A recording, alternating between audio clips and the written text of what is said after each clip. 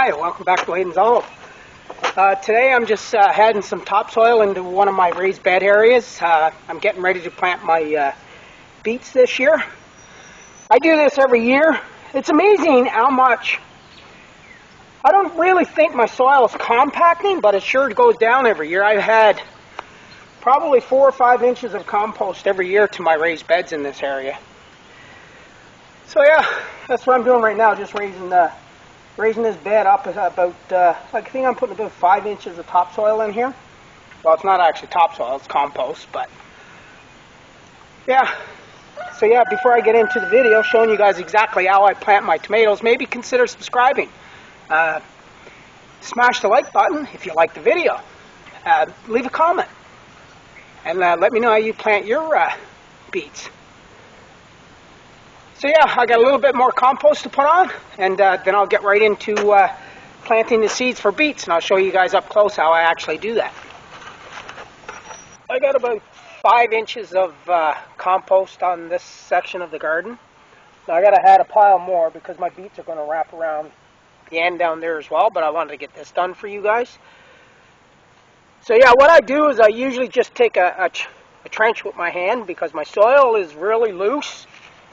And you need loose soil when you're planting beets. You just get a better harvest if it's a loomy soil so that it's got lots of compost in it. Now when you're planting beets, what I do personally is I always, these are heirloom seeds. That's all I ever use. I never use any GMOs here whatsoever. These are loom and organic seeds. Now this is what a beet seed looks like. Show you guys. Now when I plant these guys, I usually plant 2 together about an inch apart, and then I go about 3 inches and I plant 2 more. So that's usually what I do.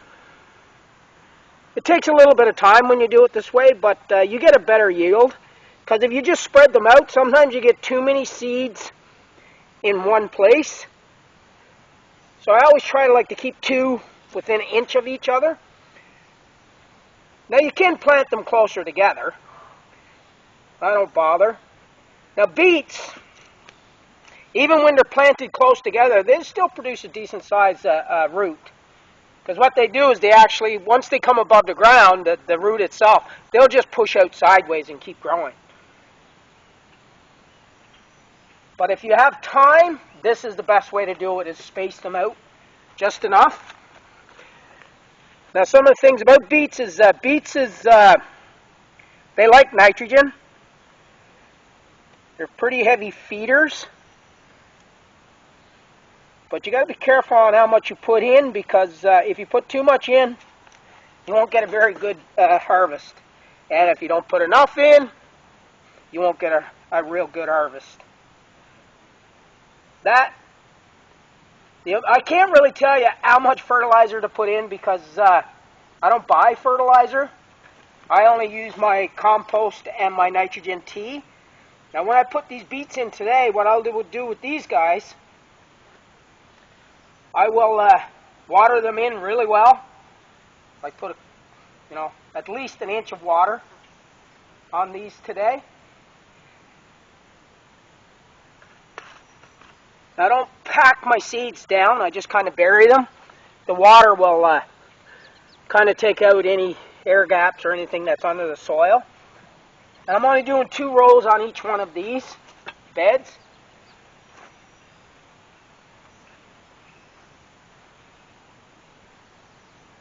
And they're usually down about an inch or so under the ground. Don't put them too far down because if they're too far, the beets won't be able to get to the surface.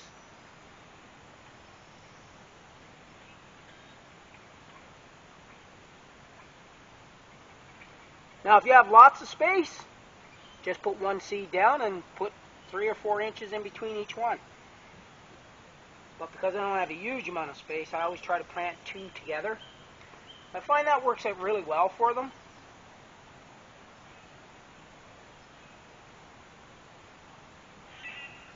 Okay. That's that little bit. 1 package of seeds go a long way when it comes to beets. So yeah, and some of the other things that talk to you about beets is they're really good for you.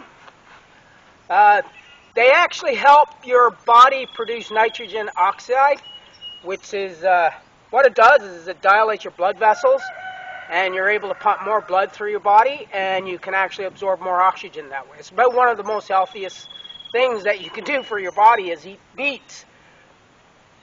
Now we eat quite a few beets. We put them in our salads. We eat the beet greens raw. Our salads we use our beets raw in our salads as well. We just use a carrot peeler to do our beets. Because beets can be pretty bland when you don't add sugar, and we never had sugar to anything. But we really enjoy them in our salads and stuff. So that's one of our favorite ways to eat our beets that we grow. And I've been growing beets ever since I started the homestead. We grow them every year. Last year, beets, a lot of people had trouble growing beets last year. I don't know, maybe it was the temperature. But I'm hoping this year we'll get a better crop. I mean, we still had lots last year. We just didn't get as many as what we normally would.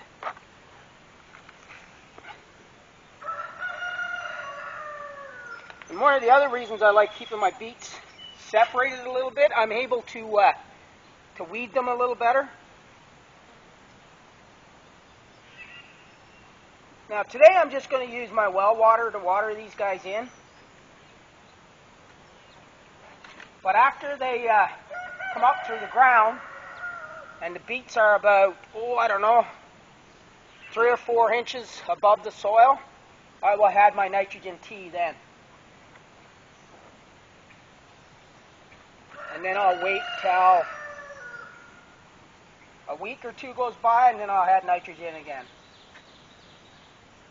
Because like I said before, it needs a lot of nitrogen, but you got to be careful not to put too much nitrogen in there.